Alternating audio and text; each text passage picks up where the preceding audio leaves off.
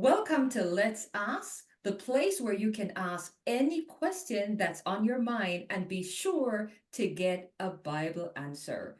Today on Let's Ask, we have Keith from the Protestant Church Ministry. And let's ask Keith, what is the judgment?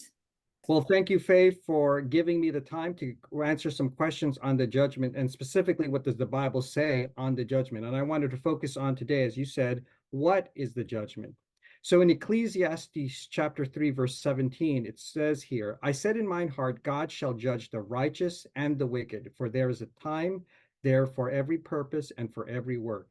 And we notice here in this verse that there are two groups that God will do the judging for. He will judge to see whether one is righteous and one or if one is wicked.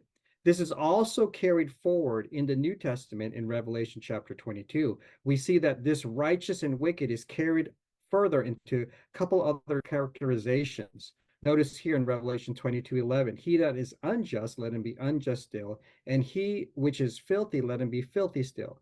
He that is righteous, let him be righteous still, and he that is holy, let him be holy still. So notice that the righteous and the wicked can be classified according to other elements, not just wicked and righteous. So being filthy and being just and being holy, those are some other characteristics.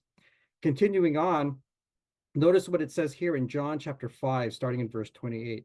Marvel not at this, for the hour is coming in which all that are in the grave shall hear his voice and shall come forth. They that have done good unto the resurrection of life, and they that have done evil unto the resurrection of damnation. So notice here that the righteous and the wicked, or the good and the evil, will have two distinct resurrections, the resurrection of life and the resurrection of damnation.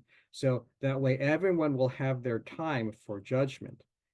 Notice here, how are we being judged? Look at what it says in Revelation chapter 20, verse 12.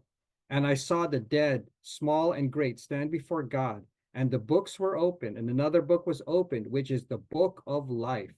And the dead were judged out of those things which were written in the books according to their works.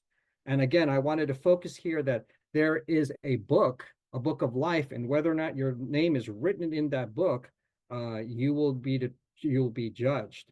And I also wanted to take a small aside here. Notice what it says at the end of the verse, according to their works.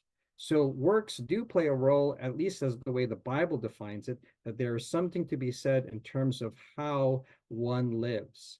Notice what it says also in Malachi 3:16. Then they that feared the Lord spake often one to another, and the Lord hearkened and heard it. And a book of remembrance was written before him for them that feared the Lord and that thought upon his name. So notice there's also a book of remembrance. And so where do all these books get written here? It's because that Jesus will be able to execute a judgment. And notice what it says here in John 5:27, and hath given him authority to execute judgment also, because he is the Son of Man. So Jesus here will be executing the judgment that will be determined by the Father. So thank you for your time, and hopefully you understand what the judgment is on. Stay tuned for additional installments on the other elements of the judgment.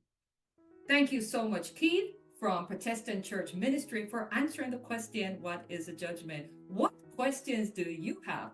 Please ensure to put that on our website, www.exposingtruthministry.com. Ask your question. You can be sure to get a Bible answer. And remember, if you would like a personal one-to-one Bible study, that's also available. Thank you for stopping by, Pete. We really appreciate you answering the question, and we hope you stop by with us again.